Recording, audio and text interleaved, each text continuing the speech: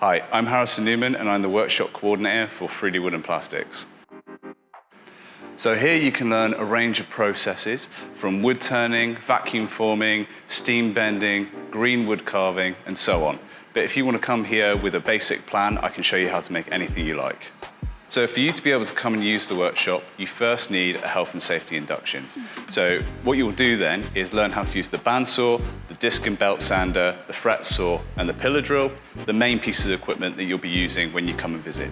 Once you've then done that, you can then book a table and come in anytime you like. So if you're interested in some of our other processes like steam bending or wood turning, these will be booked separately afterwards. Either you can come and speak to me or you can do that online. So there are a few things you have to remember when you come into the workshop.